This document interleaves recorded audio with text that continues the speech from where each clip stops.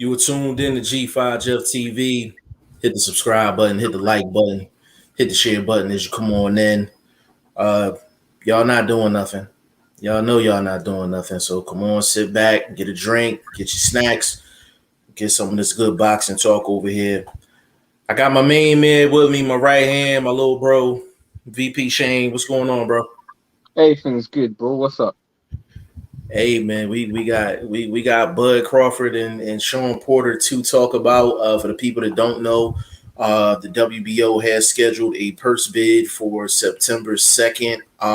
It will also be streamed on it'll be streamed on their website as well. I think that's a very good. I think that's a very, very, very good way to interact. I think that's gonna be Absolutely, dope, bro. absolutely. You could try to. I don't know We somehow. we can go live. We can Yeah, stream that and yeah. go live during the purse bid. We can definitely do that. What day does the second fall on? The second falls on a Thursday. That's perfect because I'll be home. That's perfect. I was gonna say to you, bro. What is it about these governing bodies? Like, it seems like they're in cahoots with each other because they all the fights round about the same time. Remember, they ordered the Baturbia fight as well. I think they also ordered this fight. There's another fight that was ordered as well, wasn't there? A WBC fight. I can't remember what it was. Wasn't Jamel ordered too? Was Jamel ordered? I wasn't talking about it. Jamel was ordered too. I don't remember the date though. Big shout out, hold on. Big shout out to Scotty Gotti. He was in here before the live even started. Said G5, my guy, work, let's go. Crawford got got his hands full. Porter is going to love this one. Yeah, it's going to be a good one. But I don't think the thing happened, but I think it's a great topic. Absolutely, it's a great topic. And the thing is, with going back to the sanctioning bodies, I don't know what's going on with the sanctioning bodies. Like I feel like they purposely interact on the same days. They drop on the same days. Like it's interesting. I'm thinking, I'm like, why wouldn't you want your own stage? You understand what I'm saying? Like you want to go in competition with someone. You know what I think it is, bro? Sometimes I think the governing bodies are scared to dictate to certain fighters.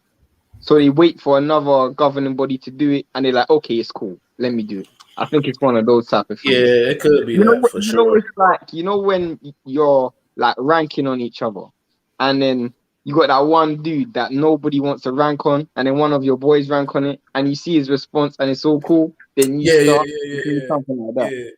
Like Blunt would be one of those dudes. Like I wouldn't want to rank on him, but yeah, I mean, he might pull the chop out on me or something. Big shout out to Conrad Boxing. What's going on, bro? He said, you think that fight is going to happen? Hold off on that. We're going to get to that in a second. Adrian is in the building. Big shout out to Adrian. What's going on, bro? Adrian, you gotta get in. Wait, Conrad's in the building. Shout out to Conrad. Conrad won the fantasy league last week, so shout out to you. Yes, won. Conrad. You're not number one. Jeff is still number one. But Conrad, you're the only one that won last week. And to be honest with you, because the WBA was involved, I just didn't feel comfortable predicting Ugas anything. And I knew he wasn't going to knock me out. So that was bold for you to take that pick. Very bold for you to take that pick. But congratulations to you. He might be third. He's 1 point behind you, so he's first. Yeah, he's third. You're third on the fantasy league right now. But we'll get to your question in a second. Adrian, what's going on, player? Adrian, you got to get in one of these lives, man. Like, you a regular, bro. Like, you got to get in. You got to get in one of these lives, man. Conrad, I don't hear Terence talking about it. So, Shane, you wanna address the question Conrad had, and then I actually have some news I want to break. Go ahead. Well, in terms of, I don't think the fight's happening. No, I don't think the fight's happening as well. And we'll go into the politics as we get into the live. But what I think is fantastic is this is a fantastic talking point because there's so much tangents we can go on when we're talking about this fight. Whether it's the promotional companies, the Zone, Top Rank, Triller, PBC, or it's the WBC and the WBO and how that's going to work out, because Shawn's got a high ranking with them as well, and with the fighters itself. And if the fight does happen, how does the fight go? I feel like this is just a fantastic talking point. Like literally, you can talk about this for days. Absolutely. And my guy YSM is in the building. He said pointless purse bid. See, that's why I can't have him No, up but in you here. know why I don't think it's I pointless? I I'll know tell you. why he's saying that though, but go ahead, Shane. Go ahead. I know why he's saying it's pointless, but I'll tell you why it's not pointless. Because it's a power play. I don't think that fight happens, but it's a power play for fighters like for. I'm gonna start it right now. So when I look at the landscape of boxing right now, PBC have lost out on probably two of their major fights that they invested in this year, and Top Rank, in my opinion, is about to lose out on another fight that they invested in a lot this year, which is Wilder versus Fury. Um, Eddie Hearn is about to lose out on his investment in Canelo because Canelo's about to go to he's about to go PBC. to PBC. PBC. So if you think about it, there's no mega fight stateside that can be made that's gonna get the casuals interested. Think about it. This is the only fight that we can put our fingers on and say that's gonna be made. Canelo and Plant, that's already set in stone, and we know where that's gonna be. But for the other promotional companies, here's a chance for you to really make a splash and really win the tug of war battle when it comes to who's in front in this promotional ranking kind of thing. Because one, it gives you a chance to exercise your ego and win a purse bid, but it also gives you a chance to see who prioritizes having top fight cards. You look at it right now, and you can go to every single promotional company's fight schedule. Nobody's got any fight that's saying wow, other than Wilder Fury, and Wilder Fury ain't gonna, in my opinion, ain't gonna happen in October 9th. So this is a fight that says wow. That says wow to me, and everybody should be lining up for that. And I think everybody will be lining up for that because they know how hard it is for them to make another marquee fight in a COVID environment, in an environment where people don't want to sign for other promotional companies and people don't have the upfront money. Bro, I think it's a fantastic for a fight that ain't gonna happen. It's probably the best purse bid ever. Hey man. Um Yeah, I know why YSM is saying it, and he's looking at it from a political standpoint, and we're gonna get into that in a second. But I actually want to um, address one thing. Conrad Boxing said, "I don't hear Terence talking about it," so I'm gonna drop this news now. Now I know I say I talk to Shane every single day, which I do, but I do talk to him so much. I do feel like I have to keep a thing or two away from him so I can actually announce it and he's actually surprised about something. So even though Terence Bud Crawford is not talking about it, Terence Crawford is setting up to go to camp for this fight. The reason I know that is because our good friend Cruz Hitman Stewart will be one of the primary sparring partners. That's an exclusive. But isn't Um, Cruz a middleweight? Absolutely, but wouldn't you want to spar a middleweight going up against Shawn? I Yeah, mean, someone who's physically imposing, I guess so, yeah. Shawn is a very imposing 147 pounder. Cruz is fighting at 160, and if you look at Cruz's frame, it's the exact frame of Shawn, and they fight very similar, very similar. So I got the word last night that Cruz will be in that camp. We will be having Cruz Hitman Stewart on the show to specifically talk about that. But Conrad, to answer your question, that is an exclusive. Terence Crawford is setting up to go to camp, and our guy Cruz Hitman Stewart will be there. That's the word I got from him. So that's a G5 Jeff TV exclusive. So Conrad, I hope that answers your question. In regards to the other question, do you think that fight is going to happen? No, I don't. But let me answer Adrian real quick. He said definitely will one of these days. Yeah, hit us up, man. Let us know whenever you're ready. We'll give you the we'll give you the link. You can just come on in whenever you feel like it. But to show the reason why I don't think the fight is going to happen is a couple things, and I'm gonna come at y'all from a political angle. So I hope I don't lose y'all. So hold on, let me get the YSL's comment. He said that shows Shane's youth. Fighters bring bigger men and smaller men all the time in camps. I know that. I know that. I know that probably as much as anyone, because I remember when Dylan White was in camp over here and he was sparring welterweights, bro. And that was in the lead up to Joseph Parker, because Joseph Parker was going to run so much. So he had welterweights running, and this was in Miguel's gym in London. And he had welterweights running so he can chase them. So I know that. Trust me, I know that. I just saying that because, in my opinion, I just thought Crawford was in camp already, to be honest, because I heard he was sparring Amir Khan. So I thought he was in camp already. It depends. So you have guys that's in the gym working, and then you have like official camp. So Bud is always in the gym, but like quote unquote official camp specifically for an opponent, that they go through a whole different process for that. Conrad said, wait, he's going to camp, but the fight is not going to happen. Conrad, let me explain that. So Shane's opinion is that the fight's not going to happen. My opinion is that the fight is not going to happen. But me knowing that Bud is going into camp, he is expecting to fight under some type of circumstances. He's not going to be going into camp for nothing. If it's not Shawn, it would just be somebody else. It's the next person in line. So he's going into camp. He's planning to fight.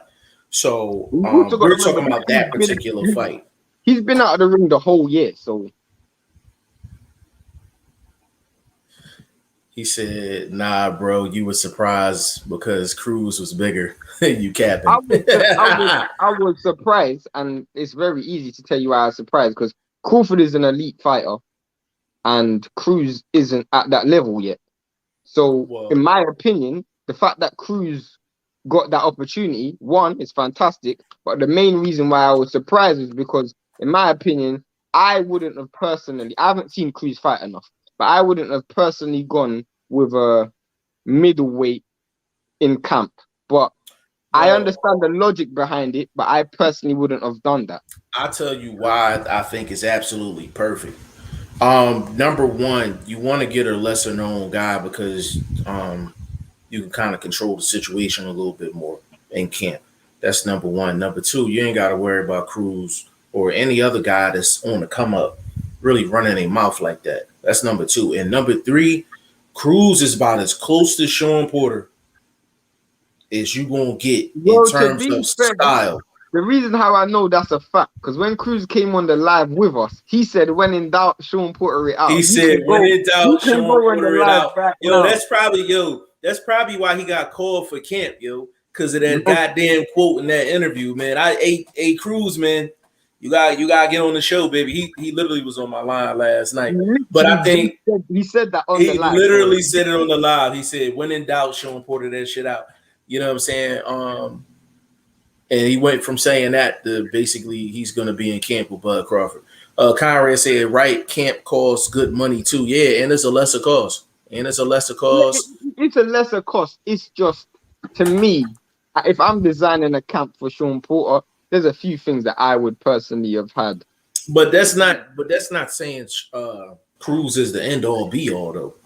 You understand what I'm saying? Yeah. I 100% understand you have several sparring partners. But I'm just saying, I was surprised. That's why I was surprised. It had nothing to do with size. I was surprised. Yeah, the thing is, like, a guy like Shawn, it depends on your opponent. Sometimes with your opponent, you just, depending on the level of fight, you just want high-level competition guys in camp to push you. But then you got other guys that have kind of like an awkward style, so you want fighter specific or style specific type sparring.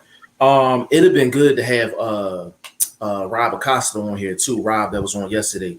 Conrad said great quote. Yo, when he said it, we was gonna borrow it. Yeah, that was one of the great quotes, man. L Dub, what's up, Shout out to you, baby? bro. Shout out to L you. Dub, Mr. that is Busy, my bro. guy. Yo, let me tell Boxing, y'all. Hold on, boxing let me tell genius y'all right how there. much of a hardcore L Dub is, yo. And I love this dude, man. I really do.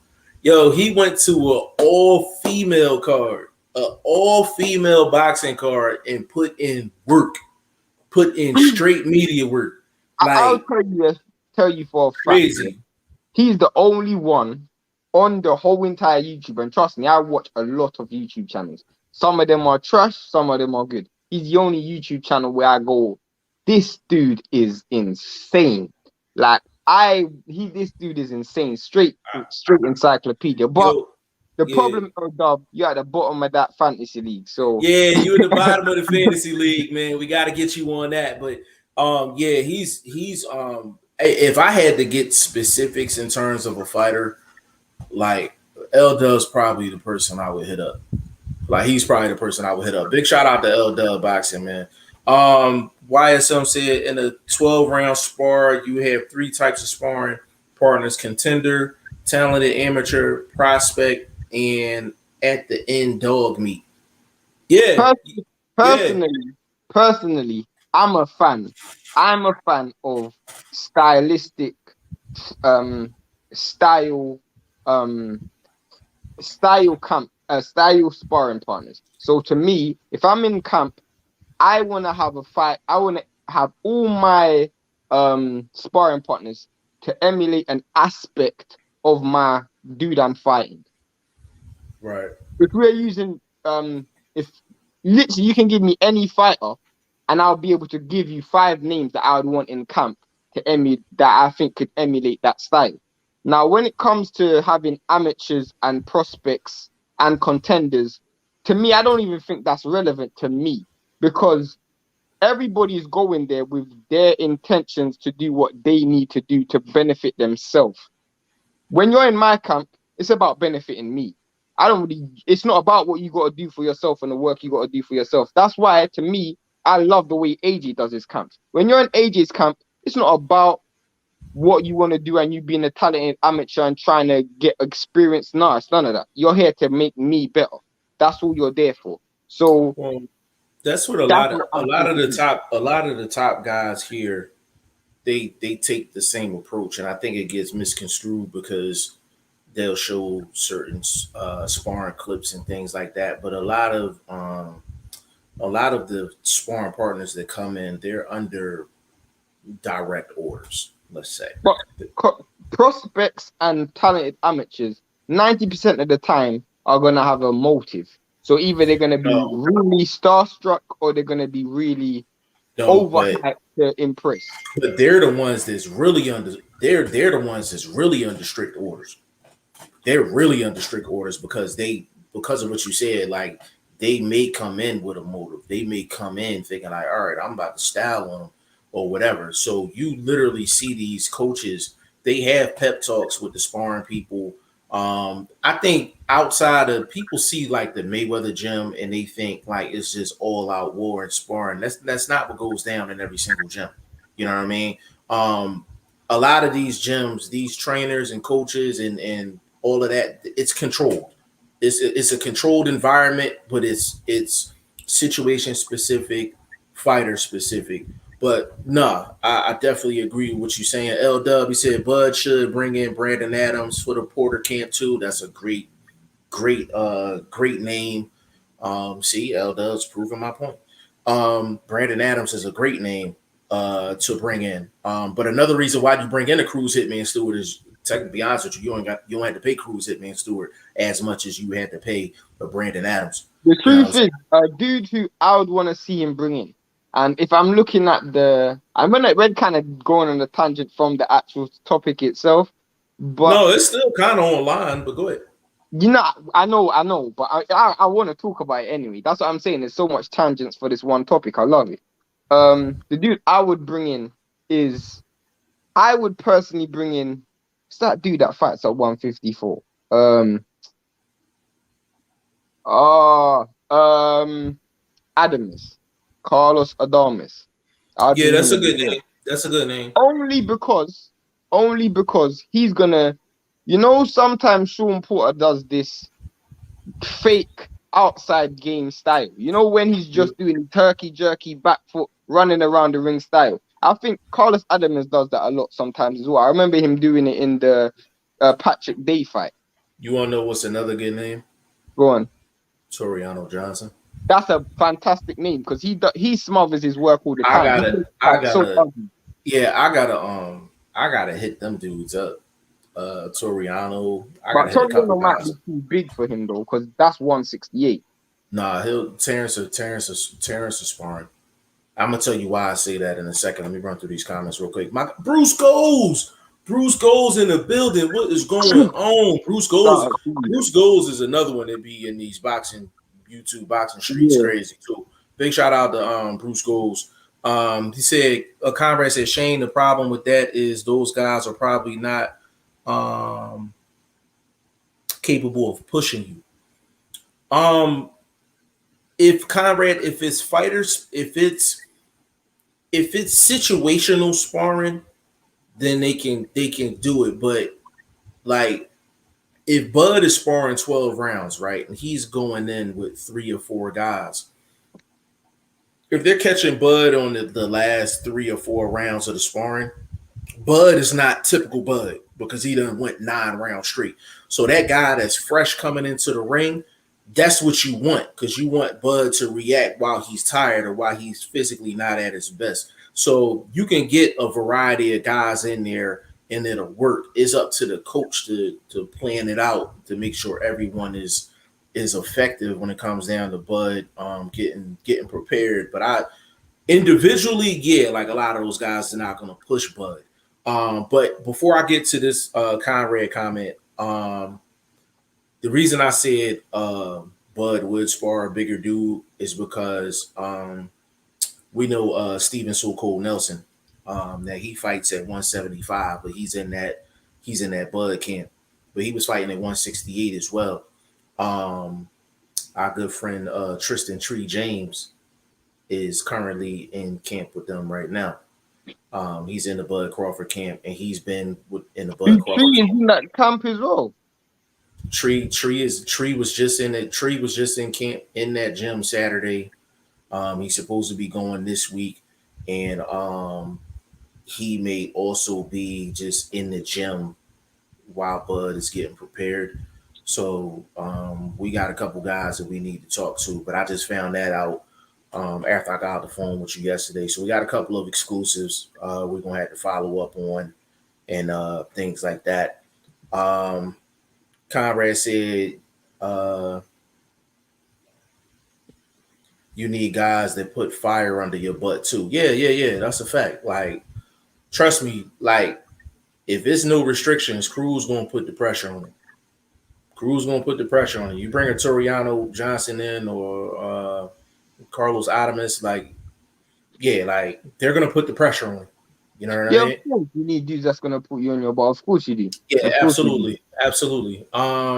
Davidian Simmons, what's going on, player? He said, "Hey, what's good? Y'all, God bless.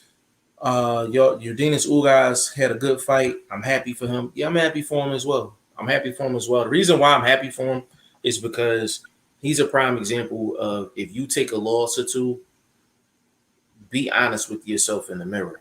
You know what I'm saying? Make the proper adjustments and work on your craft. And have it flow, You know what I'm saying? So I'm happy for Ugas as well.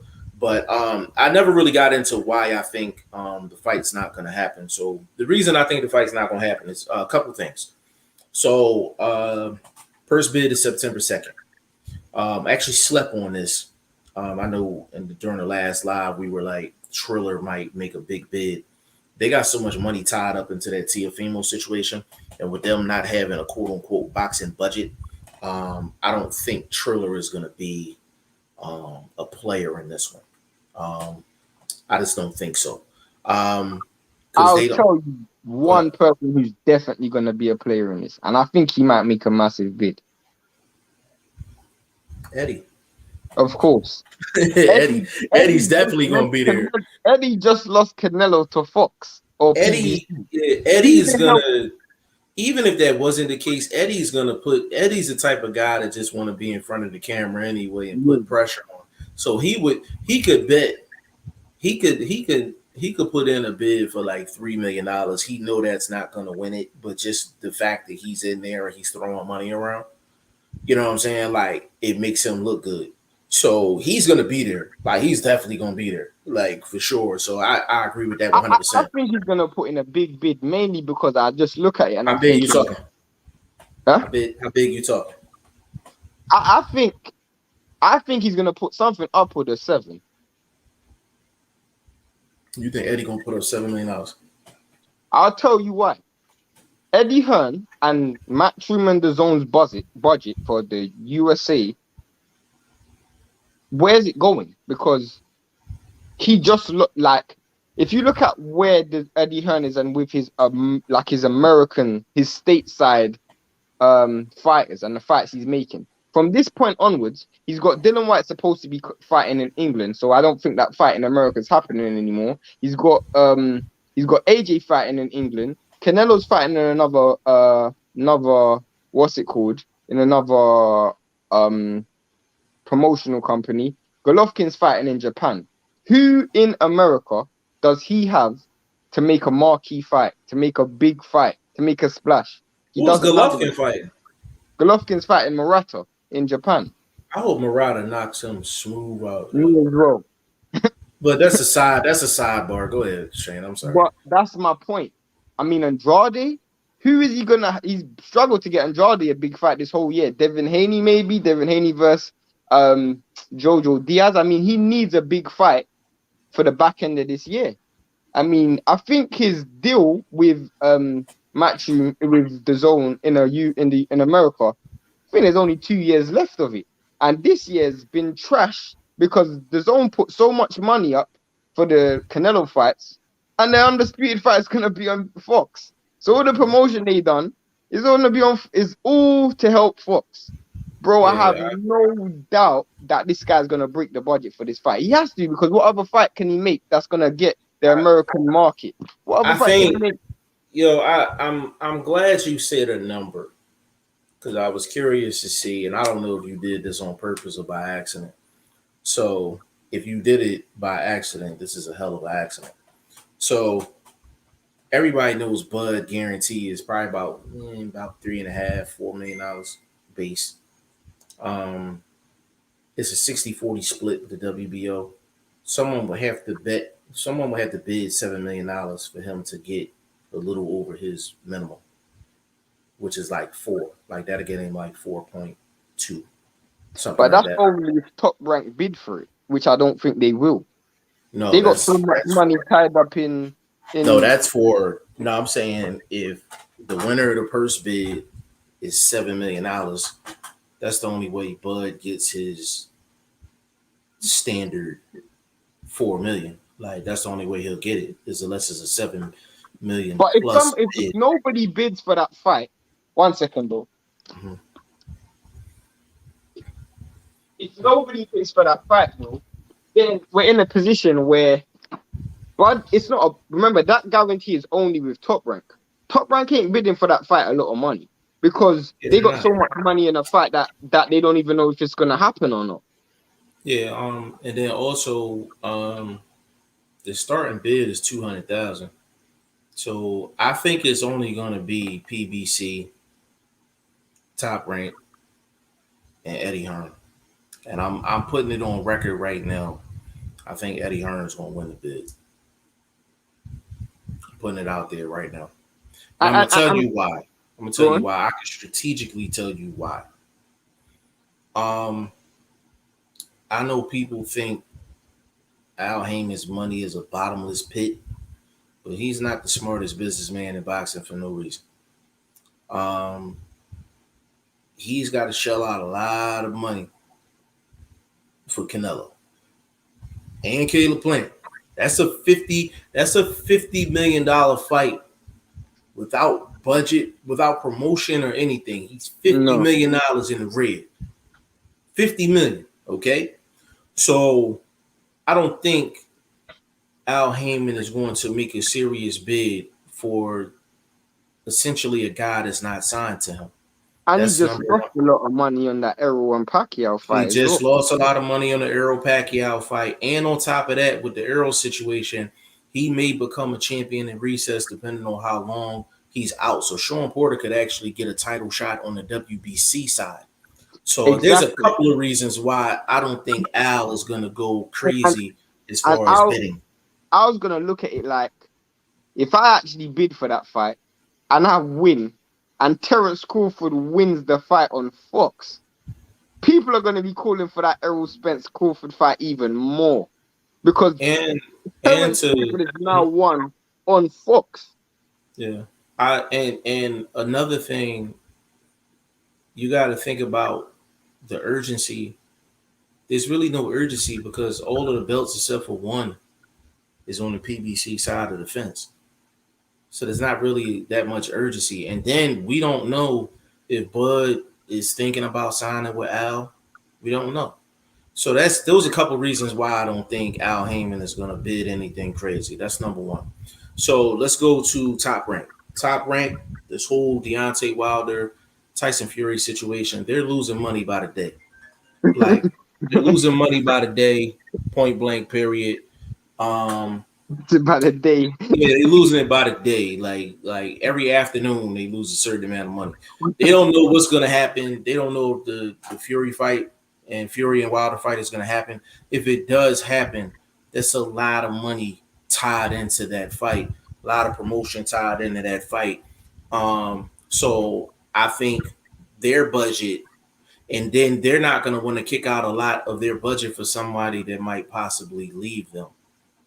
I was Okay. about to say that because So they're gonna that's kick out all of that another money for for someone Crawford to that first might fight. leave. Yeah, Like, yeah, like and plus they just lost. I'm not paying no steak dinner for no chick, and I know she gonna walk out the goddamn door. Like, what the hell? Like, hell no, hell no. Like, And hell then no. and they just lost the purse bid with Tiafimo. So And they I just don't think lost the first bid with Teofimo, so they have like a bad precedent. they've been taking L's with purse bid. They lost the purse bid with Loma as well when Loma was Yeah, champion. Bob Arum doesn't do good in purse bids because he lowballs. So I don't expect for them to put in a big bid. I'm telling you, if Eddie Hearn puts up like, I think he can win this bid with like, I think he can win this bid with $5 million. I think he can win this bid with $5 million, and I then what thought he's gonna have to I do. thought Triller might pop up. That's why I thought it would have been Triller. Triller. See, the problem with Triller is Triller lost so much money off of the postponements. Then on top of that, they have to put this fight on at the Madison Square Garden. And on top of that, they're putting it on pay-per-view, but they're only charging $20. They're only charging $20. Yeah. You understand what I'm saying? So I'm like, it doesn't make sense for them as well. You know what I'm saying? From a money I standpoint. mean, So if I was Eddie Hearn, yeah, let's just hypothetically, if I was Eddie Hearn, you know what I would do, bro? I would try to win this fight and just try and make Conor Ben the co-main event because that's the only other welterweight you have in or Conor Ben or Mikey Garcia because I know he's supposed to still have Mikey. I don't know if that promotion that deal was done or I don't know what's going on with that, but he's supposed to still have Mikey.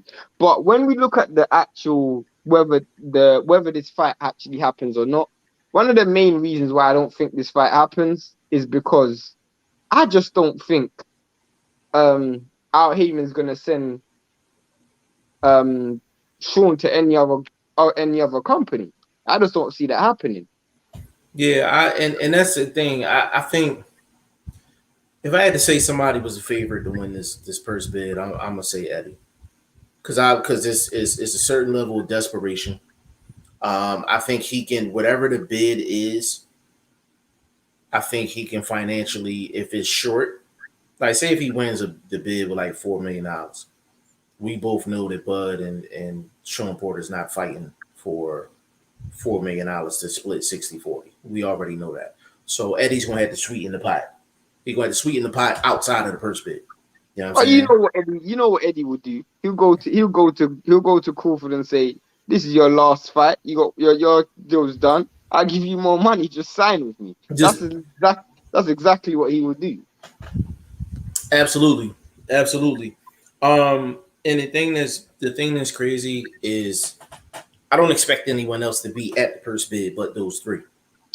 I don't expect for Triller to be there. I can see if they had a boxing budget, but they don't. They don't. And I think they really gonna lose a lot of money off this Tiafimo fight. They're gonna lose a lot of Boxing has bread off the taken a Tiafimo massive fight. hit, though. Boxing has taken a massive hit during COVID because if you look at it, a lot of these promotional companies haven't. They've invested a lot in money, but they're middle of the road fighters, the fighters who aren't marquee names but are still good fighters. They've kind of lost out. You look at the likes of uh, what's it called? What's that dude's name? Kevin Farmer, um, Mikey Garcia, Mm-hmm. Vargas. Who else is there? I mean, there's so many. Shawn Porter, for example, so many dudes who are not like household names, but they're still known. You know, they've been inactive because they're on high guarantees, but they don't sell. Yeah, and that's the thing. Like it's the guarantees that it's the guarantees that force pay per views. I mean, think about it. We had Andy Ruiz and Chris Arreola on a pay per view strictly because of Andy Ruiz guarantee. Like strictly because of it. That's why when you sign on these guarantees, like it's a problem. It's a problem when you get these guys certain guarantees. Um, but that's why I was like when PBC was knocking, like when PBC was giving out everything for free and they was knocking the pay per view model when they first came out, when the zone first, when Canelo was still on pay per view, I was like, you can't really knock that model because I'm like, you have once you start having guys that have guaranteed purses, I'm like, it's just going to be too big for regular TV. It's going to be too big for the network's budget. So you gotta put some stuff on pay per view to foot the bill. You understand what I'm saying? So, it's going to be interesting to see what happens. Who do you think wins the fight? Who Mr. wins the Fight. fight? No, Bud wins the fight. Bud wins the fight. He might stop Why? Shawn. He might stop Shawn. Why? The thing with Shawn, he has problems with guys that's willing to throw with him. So take for example, Keith Thurman. Keith Thurman was willing to throw with him, and he landed some bombs against Shawn Porter. Counters as Um, well. Mainly counters. mainly counter shots and just meeting him in the middle, and just meeting him smack in the middle of the road. You take a Kell Brook. I know that's a long time ago, but I mean that jab 1-2, that right hand couldn't miss. That right Yeah, hand could and, not miss. and it's the same thing about what you say. Like when you go from one end of the street to the next, you still got to cross that middle. You That's still got why to that cross right that hand middle. was Exactly. landing so much. Yeah. Take Danny Garcia. Danny Garcia, he got a whole highlight reel full of shots. He was landing on Shawn Porter. Earl But Spence landed a good amount of shots. do you not feel like the- not so much Errol Spence, but Thurman Garcia are two fighters who walk guys onto punches. They will take steps back. They will give up real estate to walk you onto punches. The reason why I think Crawford wins this fight is because Crawford is probably one of the best at doing that. Most of his Yeah. knockouts come when a dude's aggressive, they open up, and he just sits them with a counter or with a right hand or with a left hand over their punch because they're trying to reach in just to gain some real Yeah. estate. If he fights Shawn Porter the way he fought Victor Postal, it's an easy night at the office. It, It's an easy it, night. it's like even Broner dropped him because he's reaching for that shot. Broner hit him with that hook and bam. The thing is, Shawn does this. Shawn, when he does his bouncing, people don't realize his hands is bouncing while he's bouncing. So when he's bouncing up and down, his hands is doing this. But a lot of times his hands don't be straight up. Like his hands do this. So when when Broner hit him with the hook, he literally came out the corner like this and started bouncing, and his hands was like this, and Broner just went right over the top. So Bam. yeah, he just went right over the top quick. Conrad said He said if Eddie wins, that fight will never going to happen. That's funny.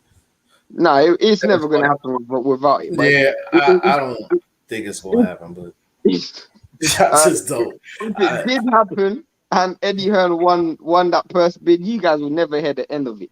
That dude will be singing from the housetops, bro. Yeah. Conrad said, "Do you think that live streaming the purse bid will have an effect, making them bid more for the ego, or do you think that only boxing nerds will watch it anyway?" Honestly, Um, I but feel like this is probably the one time where a purse bid is gonna be interesting because 90% of the time we know who's gonna win a purse bid before it goes to purse bids. This is the one time where it's interesting because the two dudes, promotional companies probably ain't gonna even put in a bid. I don't see PBC putting in a big bid, and I don't see Top Rank doing it. So the two dudes who represent these two fighters, I don't even see them putting in the money. So this is gonna be interesting.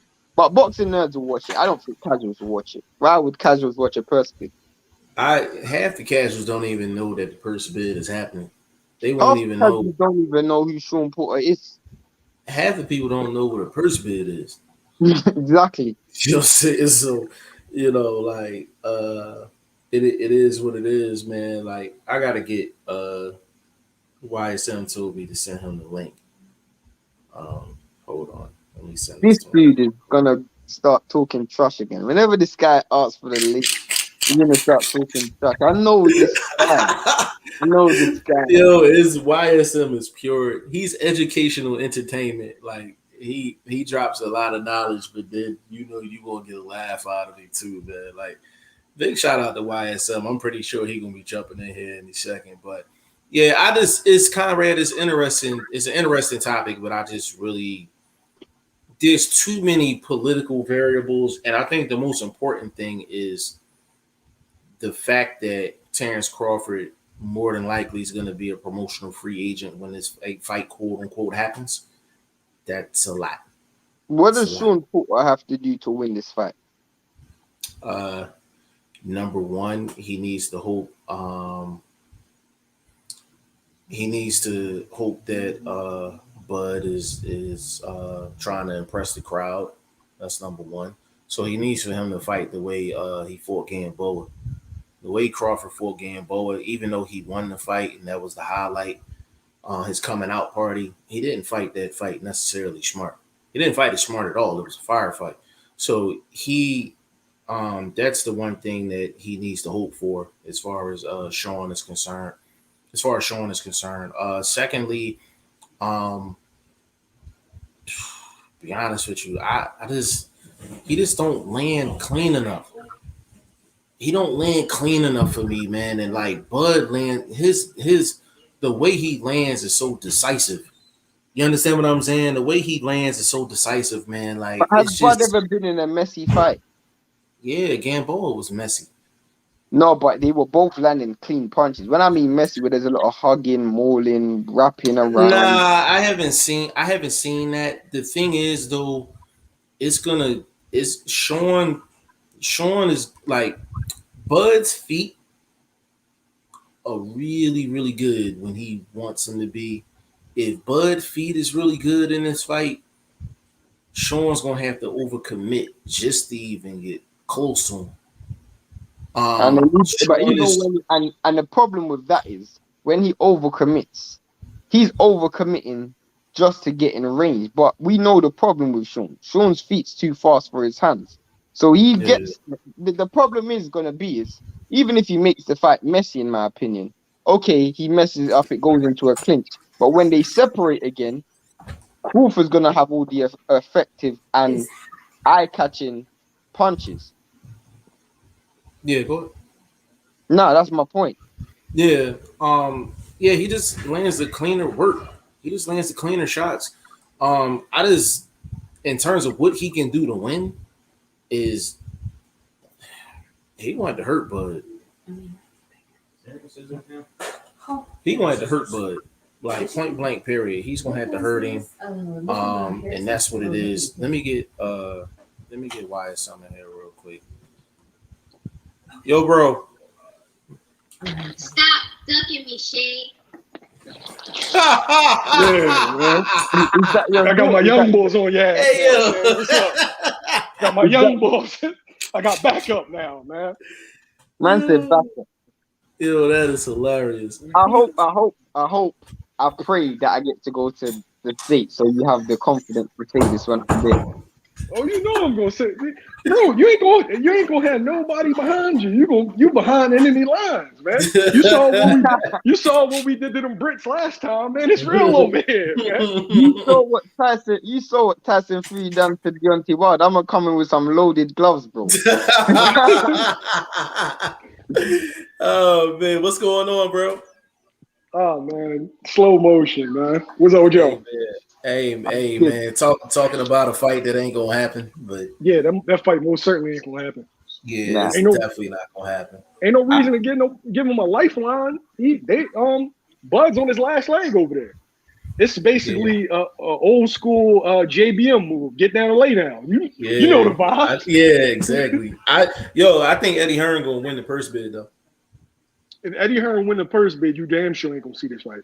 That's hold on. Let me go back. Hold on. Let me go back to the comment. Hold on. Conrad Box. He said if Eddie wins, that fight is never gonna happen. But the thing is though, like the fact that Bud is gonna be a promotional free agent, that's what nobody's gonna want to commit the dollars to somebody that's not. He's gonna be a free agent. He might sign with Al Heyman, but the problem is we don't even know what's going on with Spence now. So this is just so messy. So, YSM. In your opinion, do you think they're gonna make Spence a champion in recess? The WBC is the IBF just gonna do the old fashioned thing and strip his ass. Okay, so if the WBC is gonna make him a champion in recess, more than likely Shawn is probably gonna be in line for that shot. Am I correct? I'm not confident. I see Shawn. I see possibly Shawn versus Keith. I'm not confident with him. The reason I'm not confident with that is because they ain't stripped Fury yet, and Fury's been out of the ring for 19 months. And but everything has been pending. That's the difference. It's pending. It's court litigation involved. Yeah, so it's a little bit different. They can't. The WBC won't do shit because they'll get sued. Trust me. Yeah. But the difference is though they're not in. Well, according to Mauricio Suleiman, they're not in this contractual warfare that's going on between. That's bullshit. That's bullshit. You know that. But Shane, there the precedence was because of the championship. The judge made that ruling because of the Hassan Rahman and Lennox Lewis, but the precedent was based on the actual belt. If you remove the belt, right, you're in a line of fire of a lawsuit. I'm not saying removing the belt, bro. I'm just saying you could easily just make Wilder fight for the belt and Tyson Fury do what he's doing because he's not fighting, bro. That's the problem. They have to fight. It's court order. They have to fight. But he's not fighting. We're gonna do. The only way, YSM. The only way Fury gets out of this, and I told Shane this off camera. The only way Fury gets out of this situation, right, is if the WBC makes him, let's just say this whole thing with his daughter and all that other stuff, family stuff, all that. So let's just say they make him a quote unquote champion in recess, right? So he said he's gonna be out for a while. I'm gonna throw this question out at you. Let's just say they make Tyson Fury a champion in recess and he goes on a hiatus. WBC orders Wilder and Dillian White. Let's just say if you're Wilder, do you take that fight? Because if Fury decides to come back within that time frame, he could say, all right, well, I want to fight somebody else because Wilder's occupied. Oh, that's difficult. I'm about to steal you, Jeff. I don't know, bro. You got me. But this, bro, YSM though. But ain't that some Fury type shit though? That is some Fury type shit. But you do bro, know it's going to be a hell of a lawsuit. He's going to have to pay. It's what 20 to 30 M's. but If bro, Fury goes ahead and does anything. now. We're looking at it right now, and I'm just being dead serious, bro. We're being dead serious. I don't see Tyson Fury fighting for now. As much as it's being scheduled, this dude isn't even in camp, and the fight is 6 weeks away, and he's not even in camp, bro. What? There's no way this dude's fighting October the 9th. Unless Wilder's just gonna knock him out in the first round. YSM. I think Fury waking up 2-3 o'clock in the morning. He's seeing Jared Anderson with a chef hat on, waking up in a cold sweat. I just don't. I'm not gonna believe it until I actually see them walk into the ring, man. There's a reason why Fury has never made a title defense before in his life. He liked to hit and run. That's exactly what it's. Because I'm like, if you're that confident in beating one man, you don't go through all of this. It's like going to the basketball court. If you know you can beat somebody, you're not gonna tell them like, all right, well, I'll play you next week, or I'll play you a couple weeks from now. Hey, Shane, I got a question. I need to ask you this. Go ahead. What is the temperature over there for this whole situation? Because is it not odd to the British folks that you beat this man this bad and you're going out of your way not to fight him? I'm talking about casuals or hardcores. Both. Give me both. So casuals don't care because AJ is fighting next week. I'm not gonna lie, all casuals care about AJ. Literally, someone asked me this yesterday. Oh, who's bigger, AJ or Fury in the UK? People know Fury, but people love AJ. AJ is fighting in September. That's all casuals talk about. Literally, you go down the street, this guy's advertising everything. Maybe because he's fighting in my area, literally 15 minutes away from me. But everywhere I go, you will see posters and literally everything around AJ. All people are talking about is AJ. So in that sense, casuals don't care about Fury right now. Out of sight, out of mind. Hardcore fans, they really have lost a lot of respect for Fury, but not because of what happened with Wilder. Because before a lot of these Fury fans were supporting him during the glove gate. They're now retracting because not only has he put the whole division on hold and Wilder on hold, but he's also put AJ on hold, who they love, Eddie Hearn on hold, who they hate but they love, and Dylan White on hold, who they hate but they love. So in their mind, a lot of hardcore fans have lost a lot of respect for Fury. The people that I come across anyway. I've never seen anything like this. It's like, okay, over here, you got dudes that hate Wilder so much that they're okay with what Fury's doing. It's like, there's no way, if you love boxing, there's no way that you're okay with a dude being a champion for over 2 years and not one title defense. Like, this is unheard of. This is unprecedented in the sport that. But we gotta keep it real, bro. Let's look at the whole entire time he's come back. He done nothing to deserve a title shot against Wilder. Wilder gifted him that title shot because really and truly, this dude fought nothing but dude we have to go on BoxRec to find. And then he came back, fought Wilder, and then since then he ain't fought nobody, bro. This guy is a fraud. This guy is a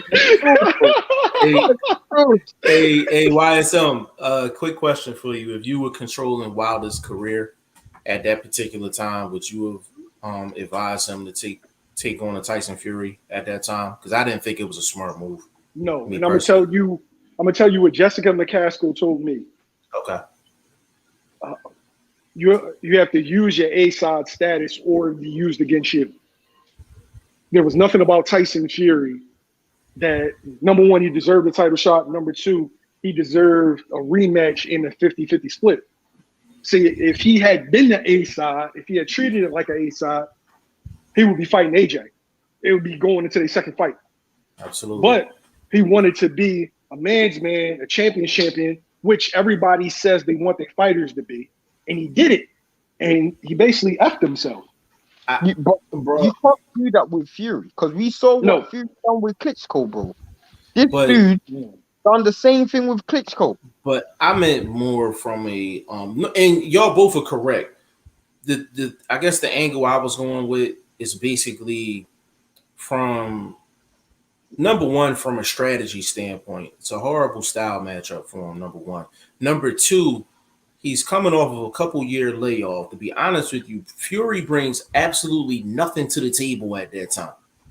All he has is this mythical I'm a lineal champion thing. That's all he has to go on, right? But he literally that is founded on fraudery.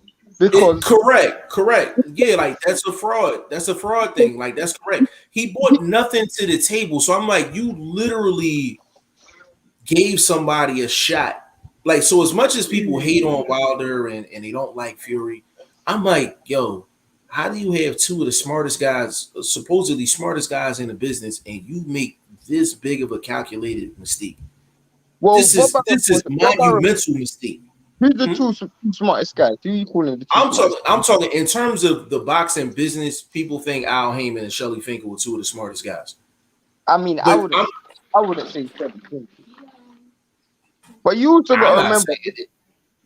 You also got to remember it's pressure, because at that time, AJ was doing a lot of pay-per-view numbers, so it's like, how do I make a big splash? Tyson Fury. But the reason why I feel like that was a dumb thing to do was because after the first fight, okay, the first fight's done. Remember, the WBC ordered the rematch immediately, and Tyson Fury pulled himself out of it. Once he done that, bro, I would have never given him a title shot again. Nope. That's the thing. Like, is this? He was asking for it. Like, his pride got in the way, Jeff. His pride. See, but dudes got to understand, this is business. This is business at the highest level. Andre Ward told him the right thing to do, and what did he do? He went the opposite, and effectively, him and all his minions turned on Ward, called him the C word, the whole nine. But in actuality, he was right. He should have took that draw and kept it moving. Absolutely, he should have took the draw and kept it moving. And the thing about it with Wilder is, I know why, in a sense, I know why he took the Fury fight. He felt like, all right, if I get a victory over Fury, that gets me closer to 50-50 with AJ. I know what he was thinking. But the thing is, I'm like, it's so much money involved in that fight, bro. Shane, did I not say 2 years ago, I'm like, that's a $150 million fight? Yeah. Back when people wasn't saying it, I was like, that's a $150 million fight. You said that when Eddie Hearn offered Wilder 20 million. When he offered Wilder, it was like $15-20 million. I said, hell no. I said, that's a $150 million fight. Shane thought I was crazy. He said, it's no way that's a $150 million fight. Shane was like, he didn't even think it was a $100 million fight. I said, bro, that's a $150 million fight. It's a $150 million fight. And I'm like, he tried to double down. This was blackjack. He tried to double down. He tried to split. You know what I'm saying? You know what I'm saying? YSM, he tried to split at the blackjack table. And the cards that he got, Except for getting two blackjacks, he got something he ain't want. You know what I'm saying? But if you look at where Wilder is right now, what does Wilder do? Because he probably for the first time in his career doesn't have any control of his future. This dude, you can say what we want, but Wilder has also been now going 19 months outside of the ring. True. If that fight don't happen in October, that'll be 20 months outside of the ring, and it could be a whole 2 years outside of the ring. What does Wilder do? Absolutely. Let me get in this comment section real quick. Blaze Philly 215, what's going on, player? Blaze Philly, I need to know when the fantasy league draft is. I think it's Sunday, but Conrad said Fury is exactly the sucker punch type of guy. Yeah, he's the guy that hits you and run out of the playground. And he's one of them guys.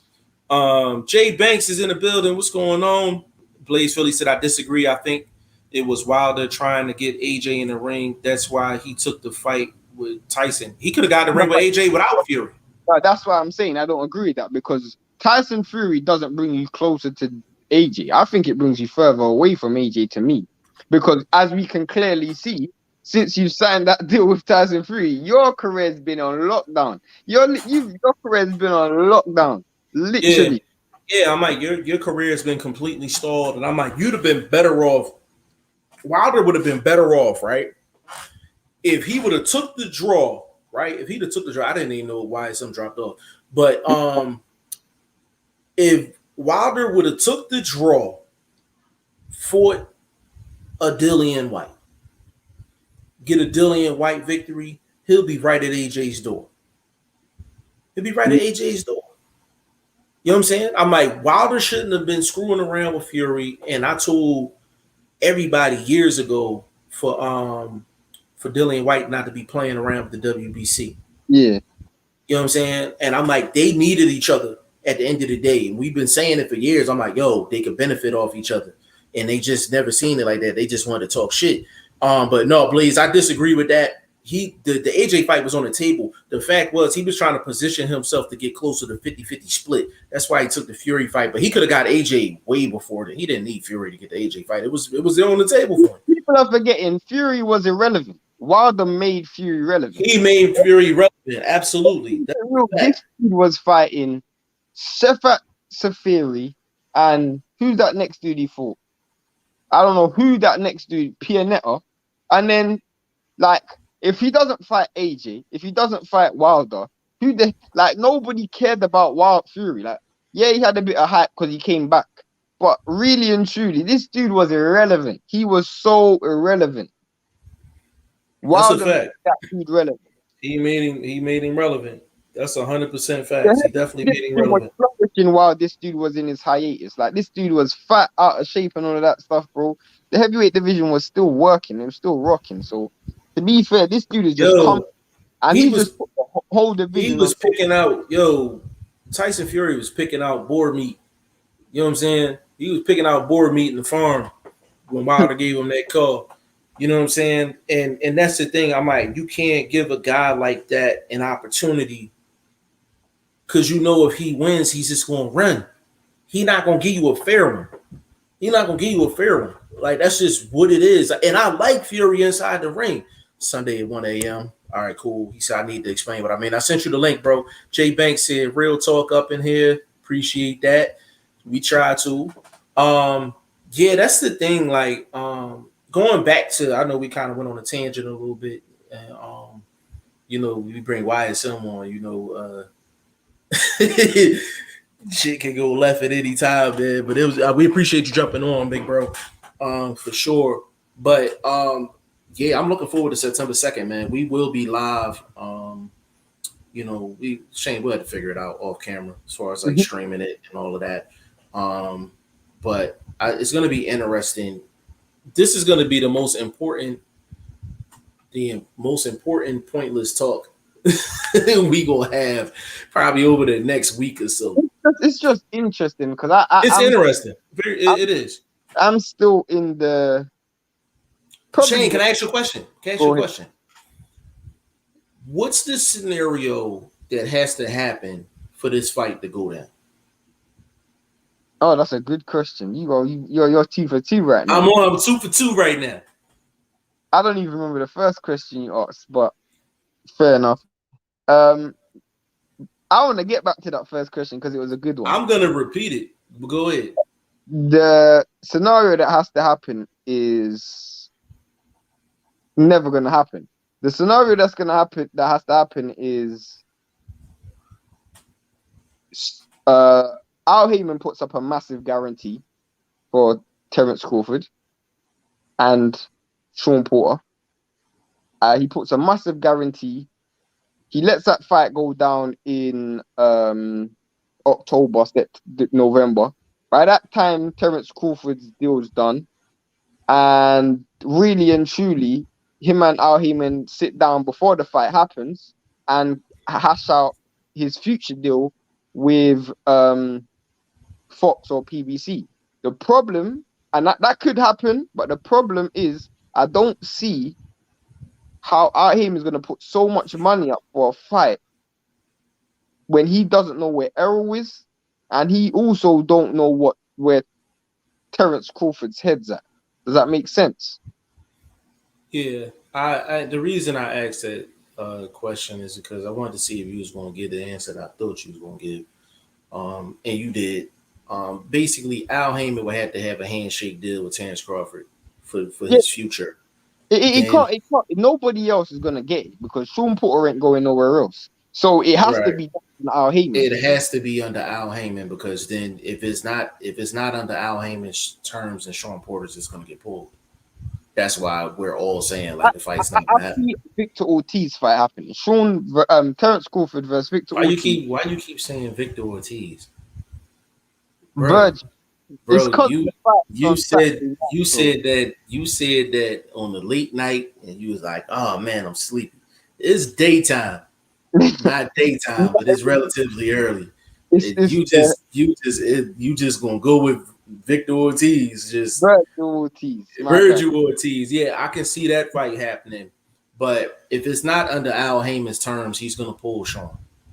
He's gonna pull Shawn. This is the same guy that had. I know I'm going way back, but you know, he had Peter Quillen drop a whole belt just so he wouldn't fight a guy. He wouldn't fight Korobov because it wasn't under his terms. Al don't let nothing happen unless it's under his terms. He don't do purse bids and lose and let his guy go fight on another network. I didn't even remember that. Huh? You just said that to me, and Yeah, I'm 3 for 3. I'm 3 for 3 what's your today. first question? I'm on a roll. Okay, so this is for everybody that's listening as well. Blaze Philly 215. I sent you the link in the chat. I sent you the link to your phone. So if you want to jump in, definitely jump in. Matter of fact, you know what? Fan zone time, fellas. Anybody that's in the chat want to jump in? We're gonna put the link in the chat, and we're gonna rock and roll. This is our fan zone segment where we get the fans, people in the comment section, an opportunity to actually get on the show. So you see the link right there, the StreamYard link. Just click on it if you want to get in. Come on in, and we're gonna invite you with open arms. But so the first scenario was this: if Tyson Fury says he has family issues, he needs to take a break. Mm-hmm. WBC says, hold on a second.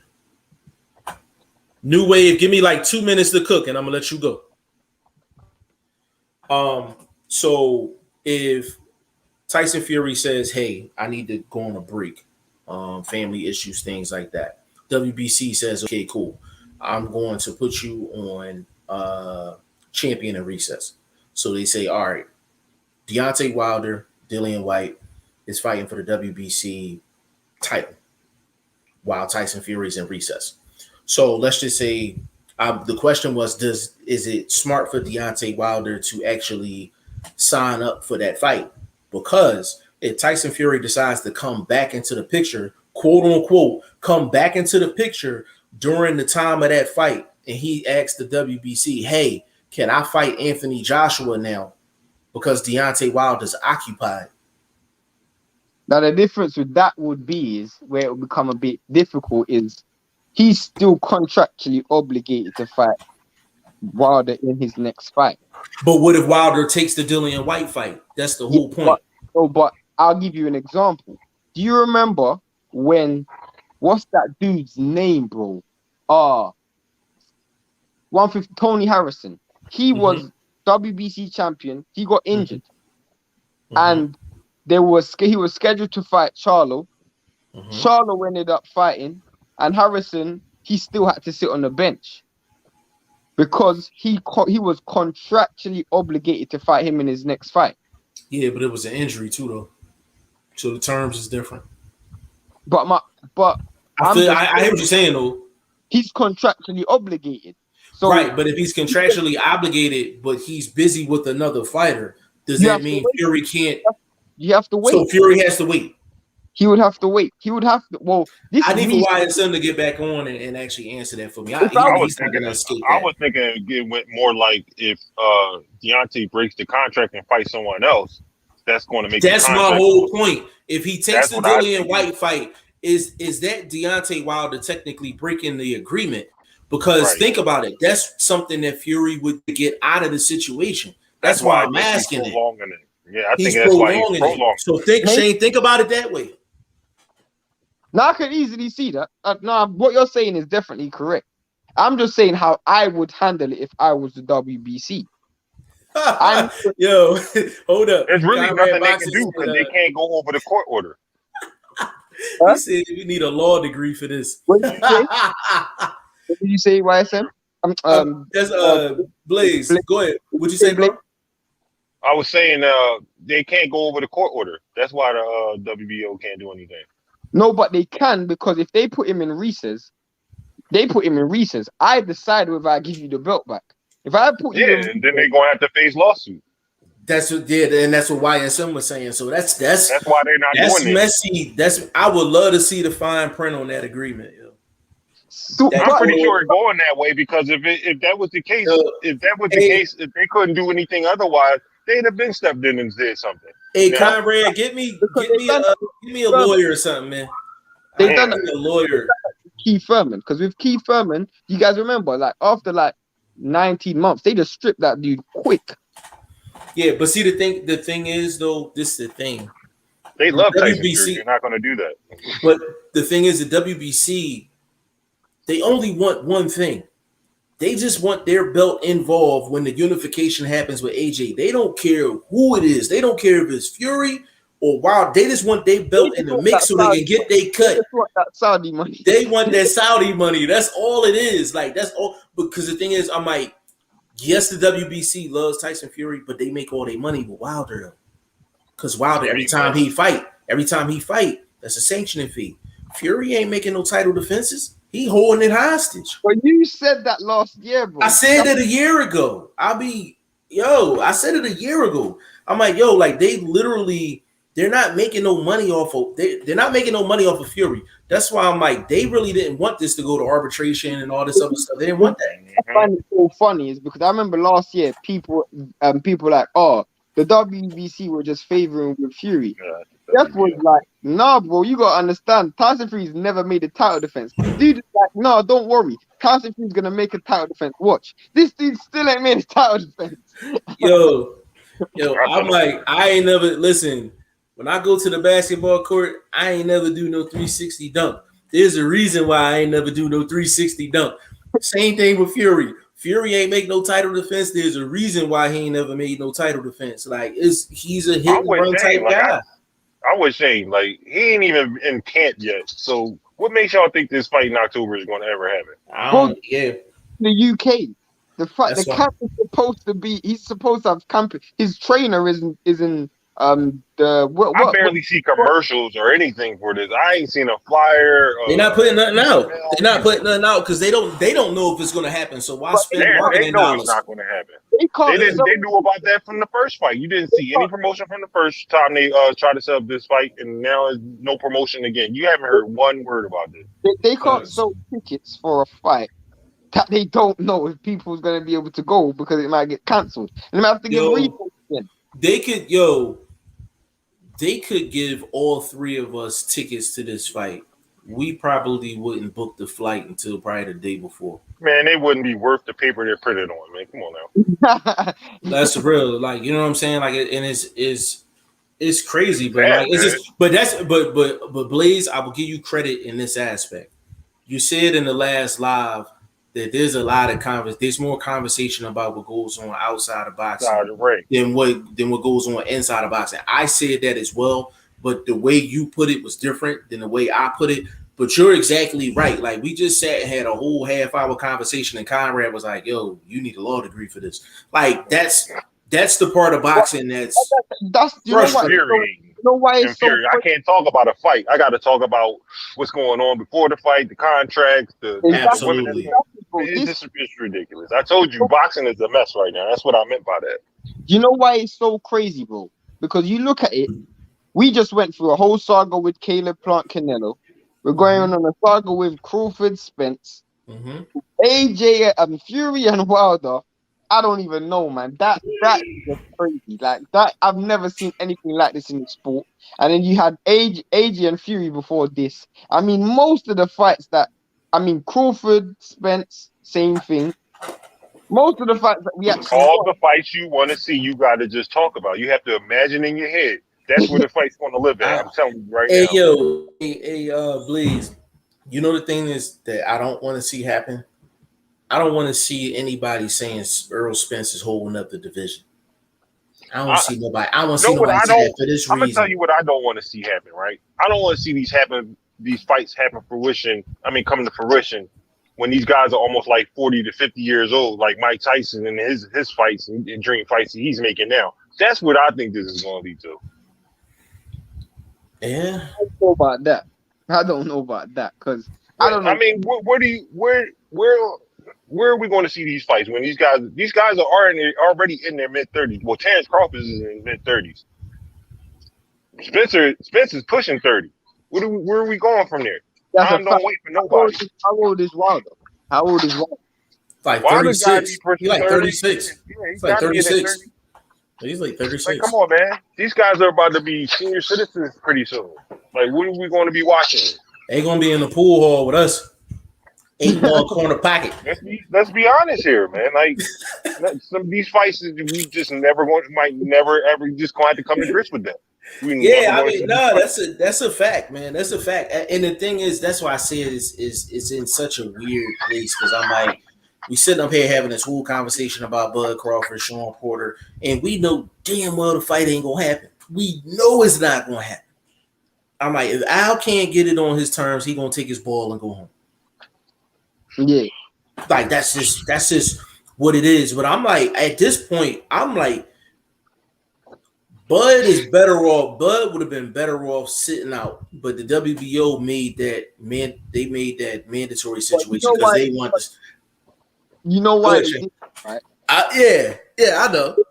Because let's keep it real. Bob and the WBO, they have some real close relationship. I think he got stock. I think he got stock in the WBO. I think he got a corner office. He got a corner office at the WBO facilities. There's no coincidence that as soon as Crawford's coming up to the last few months of his contract, all of a sudden WBO order. Well, they didn't even order Terence Crawford versus Kavalauskas, but they ordered this rule so quick. Didn't he command like Hey Shane, you know the funny thing about it, Bob Arum, Top Rank, looking at it like, you know what, Terence Crawford, you can go, but that belt stays with us. So that's why they ordered that. That's why they ordered it.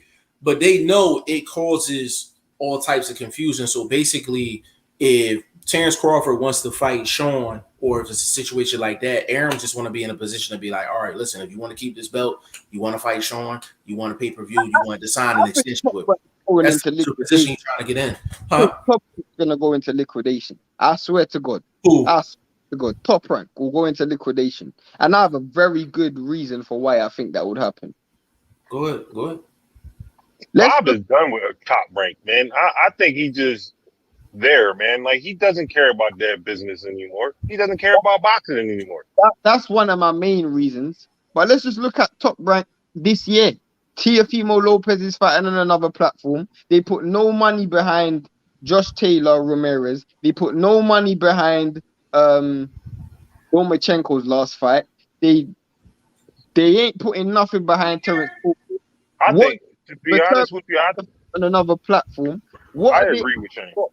What did they do, bro? They haven't done nothing this entire year, bro. They lost purse bid after purse bid, and right now they're literally scrambling to get Fury versus Wilder. They probably can't pay Wilder the guarantee, bro. They haven't put no promotion behind Wilder versus Fury. They're going into liquidation, bro. I think he's going to sell. I think he's going to sell. That's what I think he's going to do.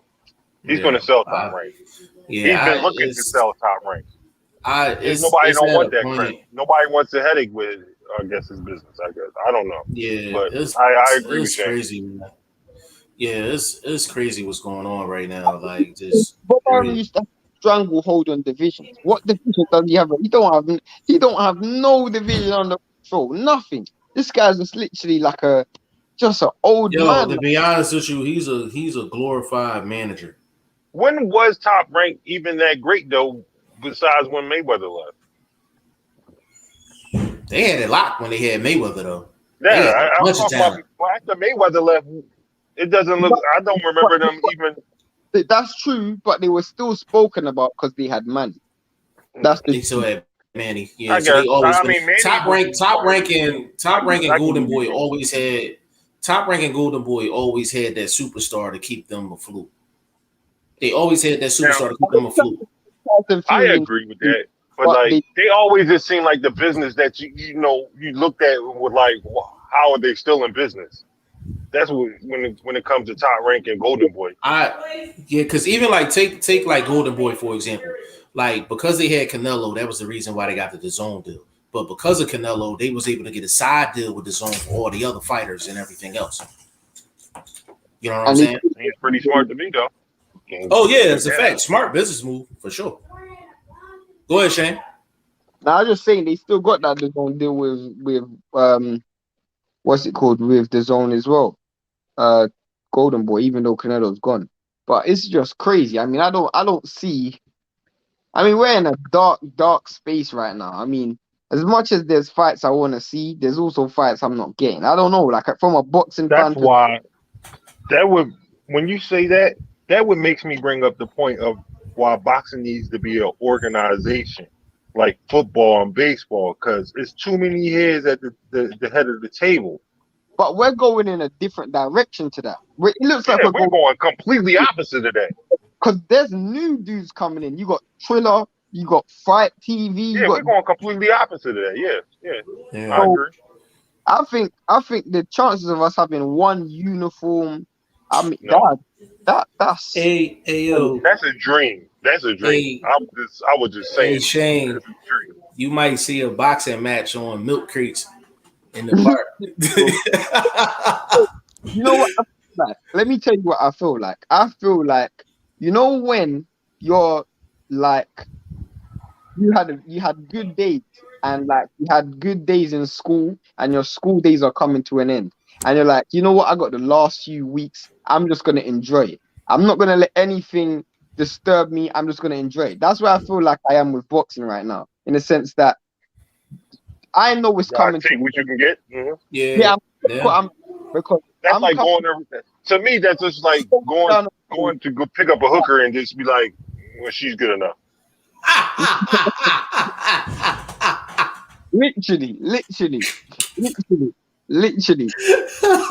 You'll never get the one that's in the window, but you'll get that one that's walking around the block and ain't got shit else to do. Right. She smelled like cigarette butts. Right, yeah. Smell like a damn back of a taxi or some shit. You gotta take that.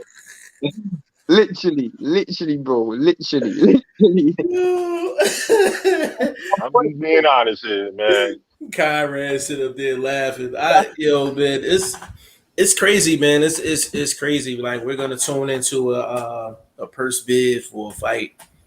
It's just I don't think it's gonna happen. It's gonna happen. Like if you think about it, let's keep it so 100.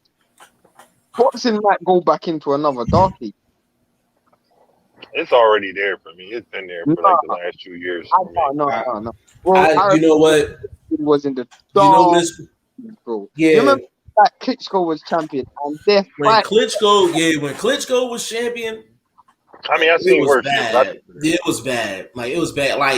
Like we had to go through.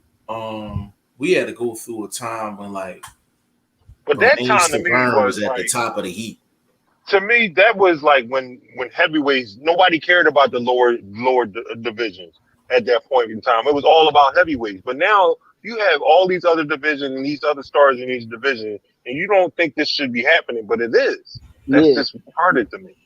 But you know what? It's gonna. You know what? It's just gonna always follow trait, because if you think about it, when stars become stars, like more gets pumped into the sport, and they're coming from different directions. So you want to have a star, and it's really and truly, it's like I'm not risking my star when I'm making money, regardless. You see my point? Mm-hmm. Mm-hmm. That's what I agree. That's why they don't. It's a bevy of reasons, but that's definitely another reason why these guys don't step in the ring with each other. Nobody want to take that loss. Nobody want to be the next meme on the internet. That's why. I was watching a documentary, the Paid in Full documentary, and they were talking about like blocks, and he's like, "Well, I'm making money on this block. I don't need to go over that block. We're making money here." Do you remember what he's talking about? Exactly, but everybody has that same approach. So think about it. Like guys in the UK, they're stars in the UK, so they making money on the UK block. So they don't feel like they gotta come to the US. It's the same thing with PBC. PBC got so many fighters. They can keep everything in house. They ain't got to go to Top Rank's block. They ain't got to go to Golden Boy's block. I'll be Golden right back, Boy, you got it. Golden Boy, Top Rank, like they want to, like they making money on their block, but they know they gonna make more money on the PBC block. They won't be able to go over to the UK and make a bag, like so they're willing to go to another block. But it's essentially that's what it is. Like the boxing business is the crack game. Like you know what I'm saying? It's run the exact same way. The truth is, bro, the organizations need to do this more often. Need to order fights between all the fights. That's the only people who can make this work. Yes, this fight might not happen, but when was the last time, bro? Do you remember a person with two fighters from two different organizations, two marquee names, major names in the sport? That rarely happens. I remember when it happened with Golovkin and Canelo. Remember when it happened then, but I don't remember the governing body ordering a purse bid between two major names. They need to do that. I remember when they ordered was it Kovalev to fight Adonis Stevenson in the unification. Why didn't the WBC order AJ to fight Wilder? Because they didn't have a theory. They didn't have they in such cahoots. Like, you know what I'm saying? Like, they in such cahoots, man. Like, it's just, they can do certain things, but there's a reason why they're not. I actually want to get to this question real quick. Conrad Boxing said, I was wondering, is there even enough money in boxing anymore to make the mega fights happen? To answer your question, yes, it is. It's the return on the money. That's the problem. You can always find the money. It's the return on the money. And is the investor going to come back to actually divvy it up again? That's the question. That's my problem that I'm having with this Saudi Arabia stuff. You keep taking long. Saudi Arabia just pull their money out, bro, and they just find another sport to invest in. Literally. Absolutely. So you got to strike while it's hot. Conrad Boxing said the Four Kings, AJ, Fury, Buzz, Spence, for example. Yeah, I mean, to be honest with you, they can put on a mega card in Saudi and probably make about $500 million if they want it. You know what I'm saying? Like, but they just don't think like that. Don't think like that. Conrad Boxing, no, that's Meek Mill and his people out there riding dirt bikes and shit. Seriously? No, I'm joking. Conrad Boxing, Hunter makes more money fighting whoever on the YouTube card than fighting Herkovich in a proper title eliminator. That's a fact, but that's the problem. That's the problem. You know what I'm saying? Like, the best fights don't equal the best dollars. And that's why guys don't want to take the risk and all of that. And that's another part of the boxing business. He said, hope this is not a sign of things to come. I think it is a sign of things to come. The problem with that is he hasn't prioritized legacy. That's the problem. Well, the thing is, you can prioritize legacy, but you can't throw the money thing out the window neither. So guys are trying to balance out the two. But when you in shark infested waters, you know what I'm saying? Like, you in shark infested waters, like that's just what's gonna happen. Jay Banks, what about Muhammad Ali grandson, Nico Ali Walsh, first round knockout? You know what? I didn't even know that. I saw that on Instagram. I didn't know that, but Jay Banks. I gotta look into that. I saw that on Instagram. You saw that on Instagram? No, that's a good stuff. You always use emojis with your comments. Jay Banks, you need the I'll call you off camera. We're gonna have to set something up for you to get on. I'll call you off camera. You know, for that. You be acting all shy and all that. I'll call you off camera. This dude's always acting like Superfly. Oh man, yeah, hey man, but we be getting a lot of a lot of stuff be going on. So bro, we done rocked out for an hour and a half, man. I think we gonna shut this one down. This was a good one. This was definitely good.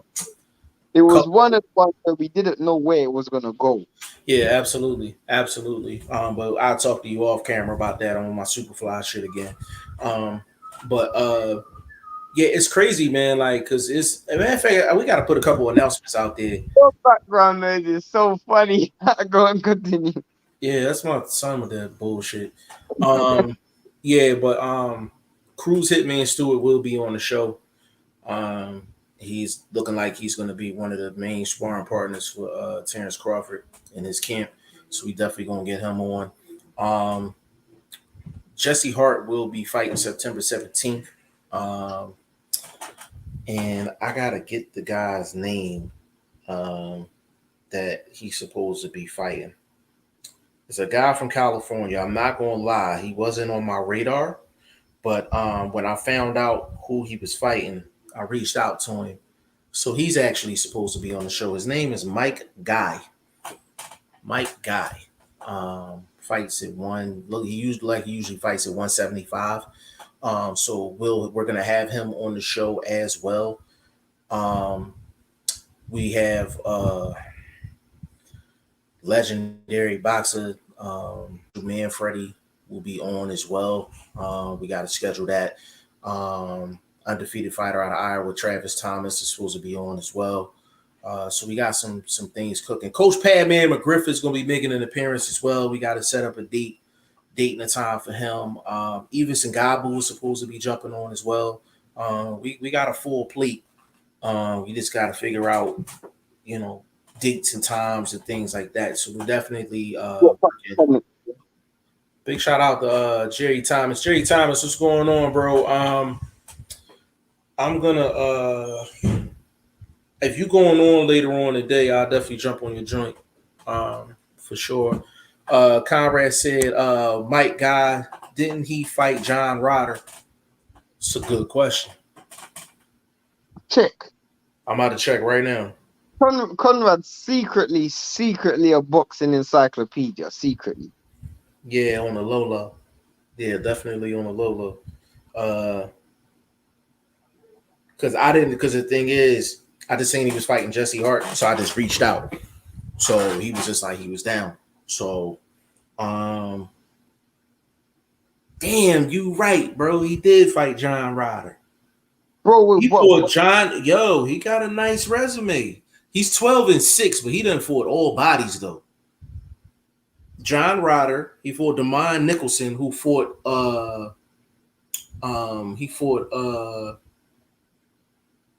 what's the kid name from Top Rank? Edgar Berlanga. Oh, Berlanga, yeah. Yeah, he fought Berlanga. Dennis Devlin. He fought Dennis Devlin. And he fought Ammo. Yeah, I know. He fought Eric Moon. He fought Ali Akhmedov. Yeah, he got bodies. Oh, Akhmedov. Wow, he fought bodies. Yeah, he fought Ali Akhmedov. And he's losing by decision. Like, he's not getting knocked out and none of that. Like, he fought Derevianchenko as well. And he fought Derevianchenko. He got body. Yo, yeah, we definitely got a rep. What weight is this fight supposed to be at? It's supposed to be at 175. This dude's fought middleweights and super middleweights. Yeah, so it might be 168 or 175. Yo, he's fought nothing but killers. 68. I hope he goes back down to 168. But see, I'm probably going to talk to Jesse as well, but I'm going to talk to Mike Guy first. So that's definitely going to happen. We're supposed to wrap with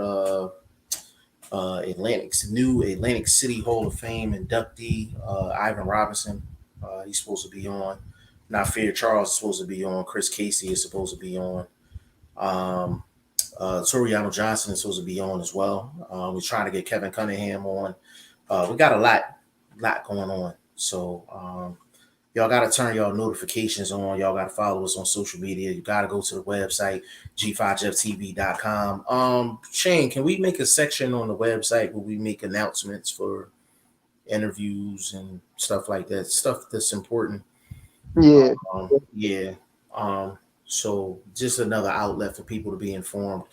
But yeah, this live was lit, like, for sure. Conrad said the name sound familiar. No, I didn't know, bro. I didn't know. He wasn't on my radar at all. I am sure I saw that name. No, you're right. You're correct. He got bodies on his resume. Like, it's great. I see why he 12-6, because he done fought the best. Like, he done fought everybody. Jerry said it might be Friday. Yeah, shoot me an email, bro. To keep getting these fights, though. Hmm? You got to be doing something to keep getting big names. Because the thing is, I'm like, when you are fighting and you fight hard and you're pretty, like accommodating, then they gonna call you. It's just what it is, you know what I mean? Conrad said he was on the last Triple G card. That is why I remembered him. See, that's why I didn't remember him, because I don't remember the last time Triple G fought. Conrad, you good for that? Yeah, I mean Triple G. I don't remember the last. When the last time he fought? Wasn't the last time he fought? Who the hell did Triple G fight last? I know it went Derevianchenko. He had a fight after that. Who the hell was the? It wasn't Brian Rose. Who is this guy last fight? I don't know who he fought. Golovkin is a. I gotta look it up. He's another fraud as well. He is such a fraud. I remember when everybody had this guy the boogeyman of boxing. He's a fraud as well. He's number 2 on the box rec pound for pound ratings. Oh wow! So, I'm not even gonna pronounce the name of the. Camille Zerameta. I remember that. I don't remember that fight. In fact, because he knocked him down. He knocked him down in like the first or the second round. He knocked him down twice. I remember the fight. That dude didn't he fight Munguia? I'm pretty sure that Zerameta. He fought. Yeah, I think he fought Munguia. Yeah. Pretty sure he fought Munguia. Yeah, he fought Munguia. Yeah, he fought Munguia after he fought Golovkin though. Yeah, I'm pretty sure that's why I remember that dude. Yeah, Conrad said, Zerameta. He said a fraud Mando. If I remember correctly, it was definitely a fraud Mando. That is no. No, he couldn't have. No, that was no. Zerameta. Hold on, Conrad is correct. I'm gonna explain this real quick. He was definitely a mandatory. Like that was the first time that Triple G. So when people were talking about Triple G and Andre, he literally scheduled his mandatory in advance. Oh yeah. That's true. That's true. Now it's been such a long time between now and then. I remember that. That. D Hodges in the building. D Hodges, what's going on, player? To you, man. But listen, man, we went an hour and a half strong. Man, Shane, give him your social media, bro. I_am Shane the number 1. Only on Instagram. Your boy is on Facebook, Instagram, Twitter, G5JeffTV, website G5JeffTV.com. Go register.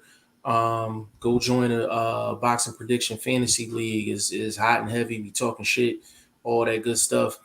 Check out the articles and everything. If you're interested in writing for the channel, if you want to go out as a correspondent to cover some fights, when we say this, we actually are serious, because there's a lot of fights we just can't go. Yeah, there's a lot of fights we can't get to. So a lot of fights we can't get to. So we want to still cover them. So we need people to go out. So if you're interested in that, email us at media@g5jefftv.com. If you just have any questions, suggestions, videos you want us to do, lives you want us to do, anything like that, you can reach us at contact@g5jefftv.com. Follow us on social media. We busy all over the place. Big shout out to Boxing First Vlog. He's not with us today, but he's not here physically, but he's always with us. You know what I'm saying? So big shout out to him. Any final words? Dead, bro. Huh? You made it sound like this dude's dead. I'm sorry if it seemed like that, but I just know how much he wants to get on.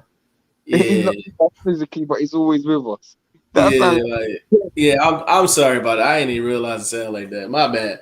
But I know how much he wants to actually be on these lives, and it's just life scheduling and all that. Like, I know how I go. You know what I'm saying? But big shout out to you, big bro, for sure. Shane, any final words? Nah, just stay tuned. Absolutely, and I'm a ride out with that, man. On behalf of VP Shane. Oh wait! What happened to the AJ thing? AJ and Usyk. Are you gonna drop the poster today? Oh, okay. You know what? Yeah, we're gonna drop a poster today. AJ and Usyk, it's basically going to be a contest where the winner of the contest is going to win 2 tickets to the AJ and Usyk fight. Shane and I have to work out some particulars in terms of the rules for the contest and how we're going to pick a winner and all of that. But that poster should be out tomorrow, the latest, possibly today. But if you're following us on Instagram, I_am Shane, the number 1 on Instagram, and G5JeffTV on Instagram, then you will know exactly when that poster drops. And it'll have all the details in it. And we're going to basically go from there. Conrad Boxing said, isn't it sold out already? It's sold out to StubHub. It's sold out to StubHub, bro. And we'll explain that. We'll explain that in the next. Go to G5JeffTV.com. That's what go to G5JeffTV.com. Shane, whole article on that. Yeah, and we will be live tomorrow. I don't know about what, but we will be live tomorrow. That's the biggest question. Or what? Yeah, what we're gonna be talking about, but we would like to go live tomorrow. If we don't go live tomorrow, Thursday, definitely. We just want to keep the train moving. But listen, man, on behalf of VP Shane, Boxing First Vlog, and G5 Jeff TV, we are out.